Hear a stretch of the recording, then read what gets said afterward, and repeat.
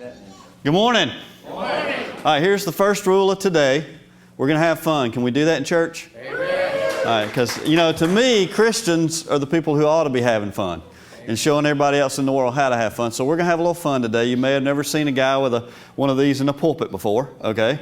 But we're going to use this a little bit today because to me, fishing relates to everything in life. For you guys that play golf or watch football, it all relates to life. And so we're going to relate that today. My name is Royce Railey. We do a ministry called Go Fish Ministries, oddly enough. I do fish professionally, and we use fishing in the outdoors and music with my family. My son Lear is here with me today. Wave at him. Everybody say, hey, Lear. And the rest of my gang's at our home church. We go to Mountain Hill Church up in Hamilton, Georgia. But anyway, very glad to be here with y'all. Let me tell you a little bit about why I'm here. I used to share an office with Justin Ballou. Okay, yeah, there you go. And I know all about his long-windedness and his tangents and his rabbit trails. But we love him and he's awesome. But also, right next door to us was Matt Stevens.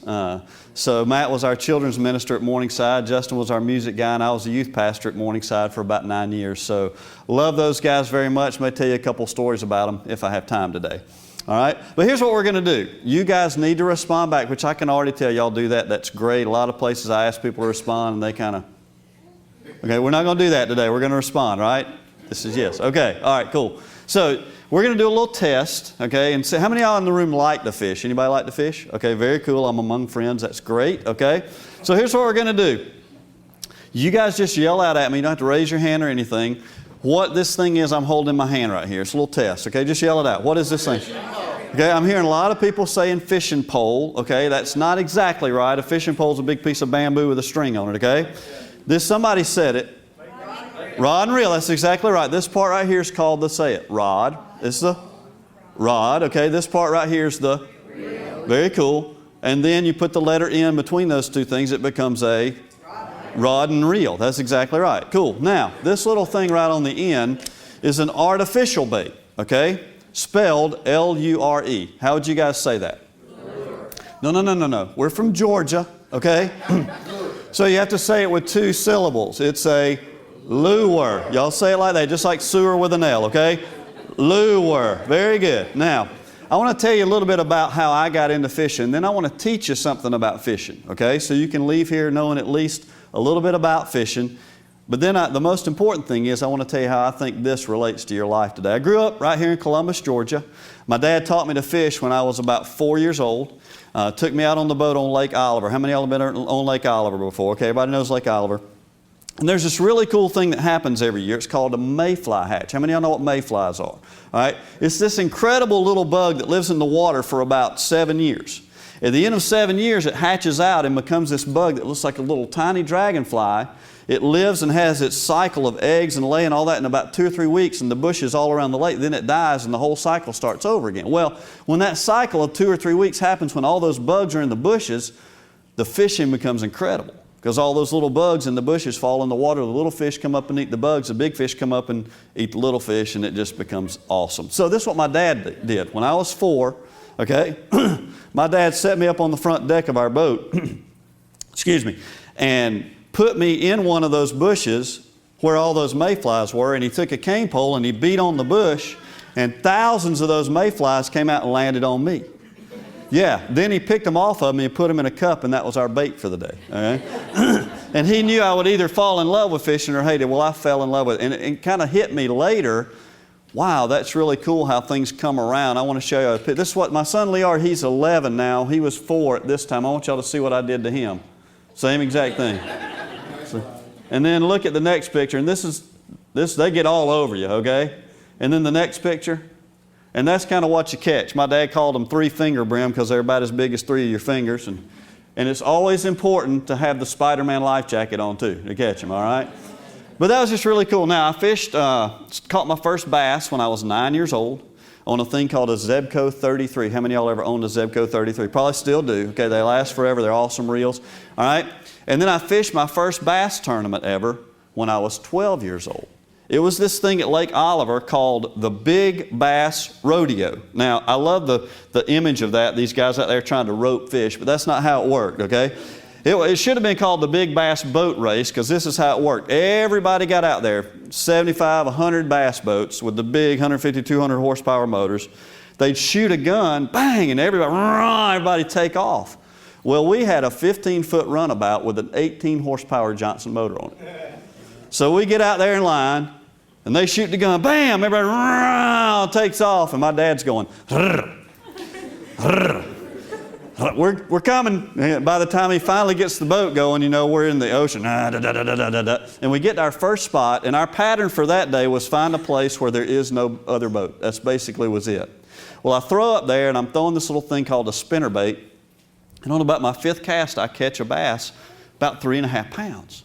Well, I'm 9, 10, 11, 12 years old. I'm pumped. Dad, let's go weigh in. My dad's like, it's 7:30 in the morning. We got 7 hours. Okay. So every hour I'm like, Dad, let's go weigh in.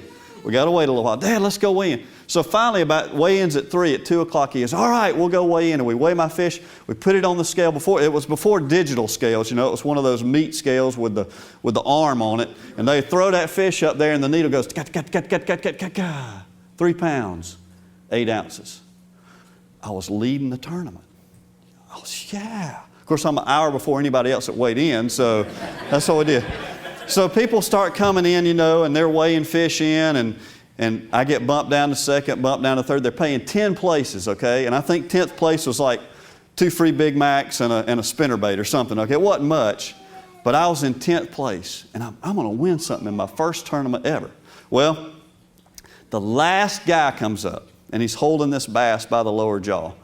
And I can tell, man, it's going to be close. So he throws that bass up there on the scale, and the needle, 3 pounds, 9 ounces. Oh, man, he beat me by 1 ounce. But that literally hooked me on fishing for the rest of my life. So here's what we're going to do. I'm going to teach you a little about fishing. I'm going to tell you how I think it relates to your life. Now, what is this thing called again? Rod and reel. That's exactly right. Now, I want to teach you the 3 kinds of casts you need to know to be an effective fisherman. I'm going to have to step down to do this, so some of you guys may have to turn around. All right, this first cast I'm going to teach you, this is called an overhead cast. Now, it's simply called an overhead cast because you cast it what? Over your head. That's it. We're not real complicated people, all right? So what kind of cast was that? Overhead. Very cool. Now, the second one is one of my favorites. Okay, let's just pretend for the sake of not anything that you guys look like, but this front row of people right here and second row is a group of stumps, okay? I'm not saying anything about you. We're just pretending right now, okay? First of all, everybody knows what a stump is, right? Okay. No kidding. I'm doing this seminar at Columbus High School one time. This kid raises his hand and says, what's a stump? Okay? Y'all all got the concept of stump. Cut a tree down, that's what's left. So let's say I pull in at Lake Oliver and I'm in this real shallow cove, and I don't want to do that cast that is over my head and covering a lot of water. I want to get really close to these targets. So I'm going to pull out a little bit of line, and I'm just going to flip it right there to that stump. And I'm going to shake it. And if I don't get bit right there, I'm just going to pick up that same line, and I'm going to flip it to that stump right there. And I'm going to shake it. If I don't get bit on that stump, I'm going to pick it up, I'm going to flip it to that stump right there, and I'm going to shake it until eventually, hopefully, I catch a fish or get a bite or something. Now, because I'm flipping it, guess what that cast is called? A flip. That's exactly right. We ain't real complicated, okay? Now, finally, the first one was called what? Overhead. Second one was called what? Flip. Cool. Now, the third one, I'm going to tell you what it's called. It's called a pitch. And I'm going to teach you how I learned how to do a pitch. Actually, I got somebody coming to help me. Y'all encourage him. His name's Tony. Tony, come up here and help me, okay? Y'all encourage him, okay?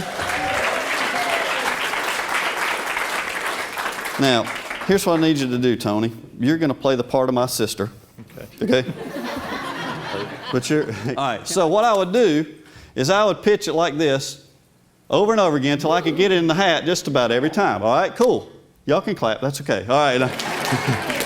But what happened was a friend of mine and I, who he also fished professionally, we said, you know what, you do that over and over and over again, and that kind of you get used to it and you get good at it. So we tried to challenge ourselves to do something a little more complicated, because these stumps that you fish, they're not ever just out there in the middle of nowhere like that, right?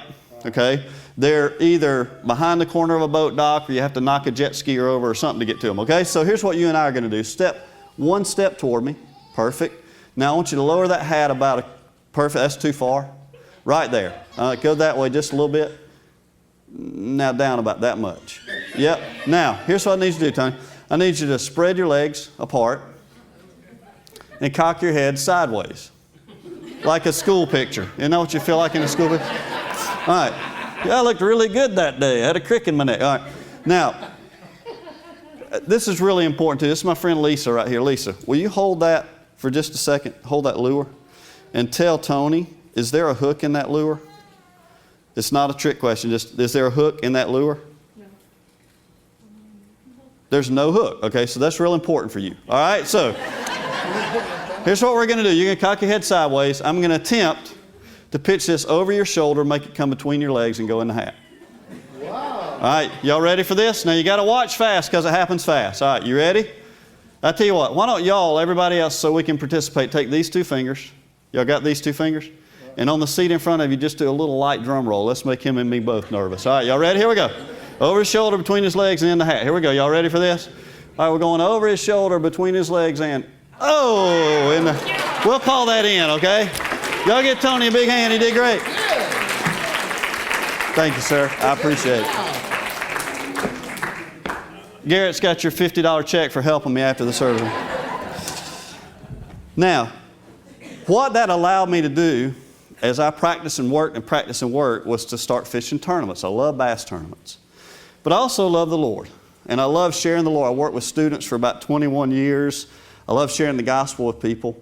And so I fished professional tournaments starting when I was about 30 years old. I did it on my vacation time.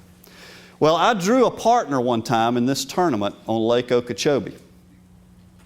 And it was a tough tournament, and guys were leaving. It was so cold. The last day of the tournament, guys were leaving. It was tough. We couldn't catch fish. It was awful. Well, this guy that I drew, I wasn't even supposed to have him as a partner. My partner actually left, and the tournament director paired me with this guy named John. And so John met me early that morning on Lake Okeechobee. It was cold. It had been below freezing for 6 days straight in South Florida, which was really unusual. So we get in my boat, and we're all bundled up like the Stay Puft Marshmallow Man, you know, and we take off where we're going, and your cheeks are going like that, and you've got tears in your ears from it running out. So we get to my spot, and we start fishing. And you do all the preliminary stuff because most of these guys, you don't know them. And you do all the preliminary questions, you know, where you're from, what do you do for a living, do you have any kids, you're not an axe murderer, all those things you want to get out of the way to start with. And so then John asked me, well, what do you do for a living? I said, well, John, I'm a youth minister at a church in a little town called Thompson, Georgia, near Augusta, Georgia. And he got really quiet for about 10 minutes. And then he said to me, you know what? My mom has been after me to become a Christian for a long time. He said, but I know I'm not living my life right. I'm doing some stuff I shouldn't be doing. I'm living with my girlfriend. We're not married. He said, so what we're going to do is we're going to get married. I'm going to get my life straight. And then we're going to get in church and I'm going to become a Christian. And it was like God took a baseball bat and whacked me upside the head and said, you know what, you need to share with this guy. And I said, John, man, that's a great plan. But the problem with that plan is it won't ever work. I said, here's the deal. You have to give your heart and life to Jesus Christ first and let Him change you. Because there's no way you'll ever be able to do that on your own without Jesus Christ. And I got to share the gospel with a guy in my bass boat in a fishing tournament. Now, he didn't respond to it that day. He said, well, I have to think about it. And I never saw John again. I pray for John still regularly. I hope one day I run into him and he says, man, you remember that day we were in the boat? Well, I accepted Christ later and I'm a Christian now. I don't know. But what I realized on that 10-hour drive home that night was that the only reason I got to share the gospel with that guy was because I stuck out that tournament that was really, really tough. It was because I love to bass fish. I was born doing this, okay? I absolutely love it. And I don't think that's any accident or random happening. Now, here's how I want you guys to follow me for a few minutes this morning. And I'm going to show you how this is biblical. And then I want you to see how this relates to your life. Now, first of all, we're going to make this assumption. This is my Bible, okay? That this is truth, okay? And everything in it is useful in your life. That's what the Bible says. Useful for training, rebuking, all those things in righteousness. So we are going to assume that this is truth. Now, if this is truth, I want y'all to follow a line of logic with me for just a couple of minutes. You guys can skip that next picture and go to this first scripture. All right? This says, so God created mankind in His own image. In the image of God, it was somewhere up there. Okay, here's the deal. That verse in Genesis is back up. Okay. says this. Male and female created. It says that we were created in God's image. Now, I want you to see a verse also in the book of Psalm chapter 139. Look what it says. Okay, this is 13 through 16. For you created my inmost being. You knit me together in my mother's womb. I praise you because I am fearfully and wonderfully made. Your works are wonderful. I know that full well. My frame was not hidden from you when I was made in the secret place, when I was woven together in the depths of the earth. Your eyes saw my unformed body. All the days ordained for me were written in your book before one of them came to be. Psalm 139, 13 through 16. Listen, here's the deal. If you believe this book, and it says we were created in God's image, and it says you are fearfully and wonderfully made, that God knew you before you were even formed in your mommy's tummy. That's what I tell kids. Then the things that you love to do and the passions that you have in your life are not an accident or random happening. Okay? Most people, when a woman's pregnant, they go, ooh, feel the baby kick, you know? Well, they'd put their hand on my mom's belly and they'd feel this, okay? That's just the way it worked. For me, it was that way, okay?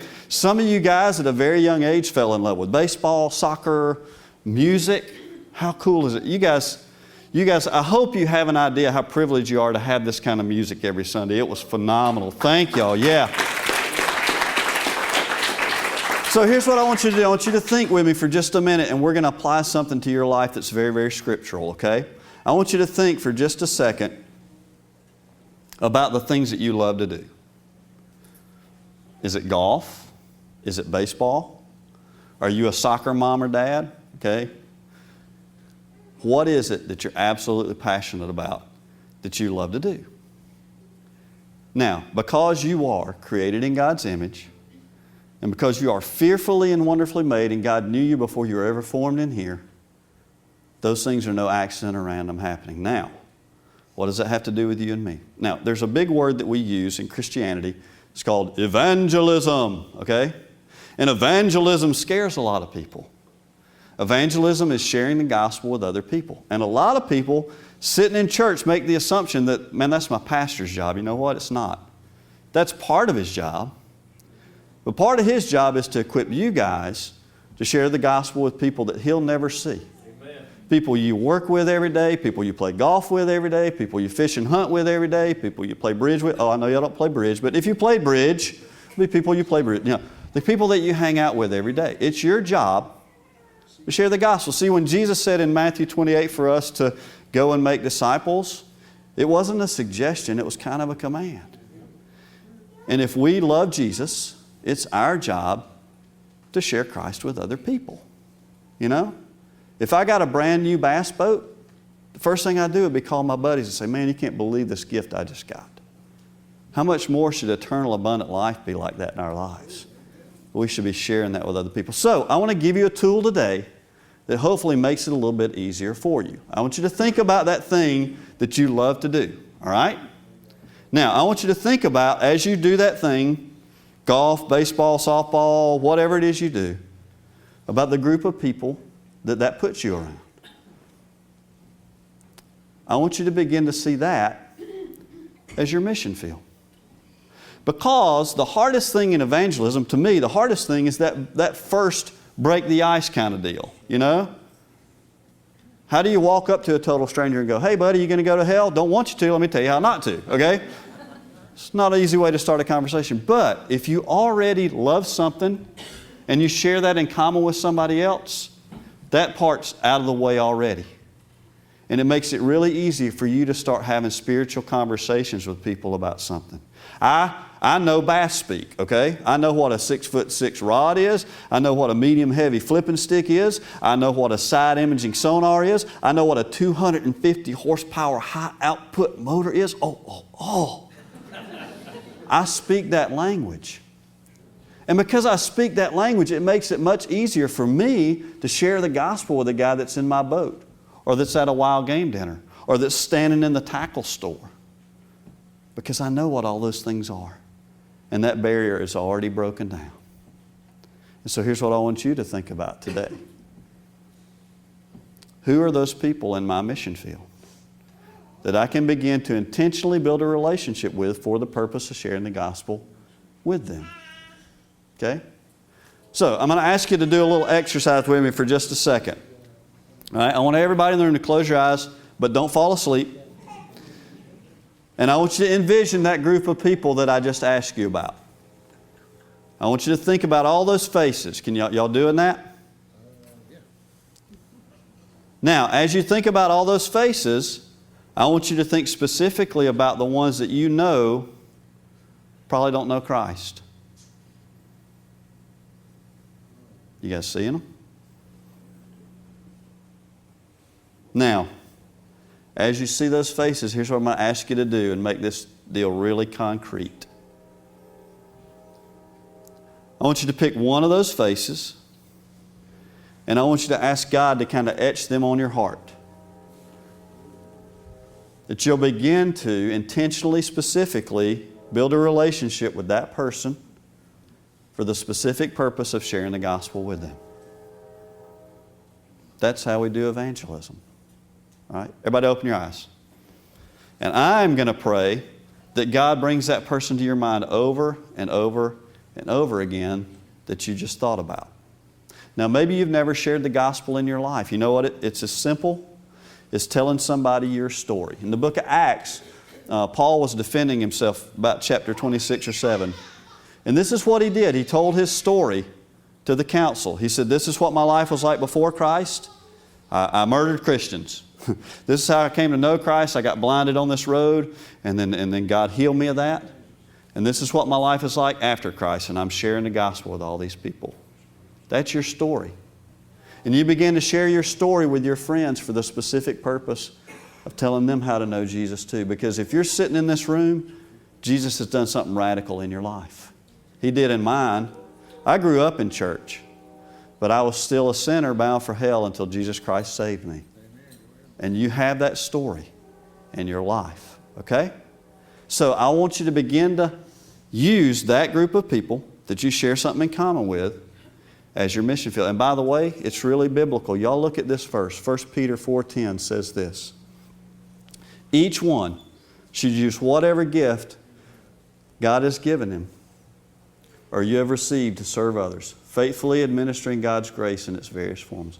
That means whether you fish or hunt or play golf, or you're a soccer mom or a soccer dad, or whatever you're passionate about, you need to begin to use those things for the specific purpose of sharing the gospel with others.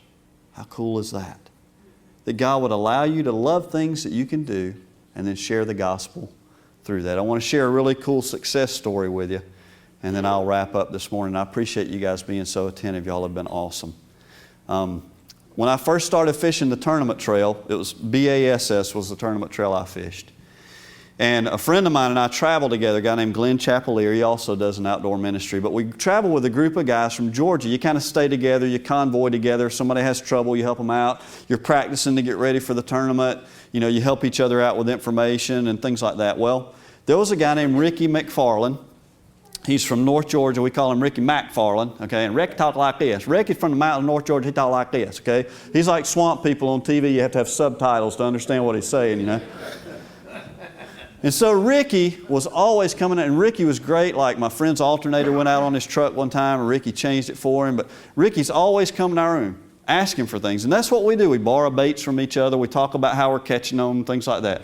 So Ricky comes in this one night, and he says to me, "Hey, Royce, you got one of them DD22 crankbaits?" Slow it down a little bit, brother, okay? I'm from way south. We talk slower.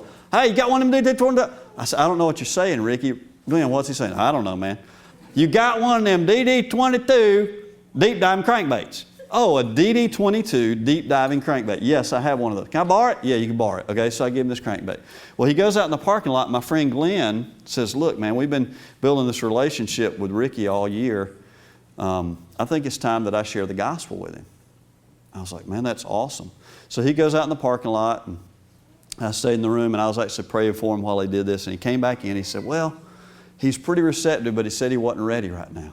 I said, "That's cool." And we had built that relationship with him all year long. Well, that was the last tournament of the season. We left. I didn't see Ricky again for a whole year.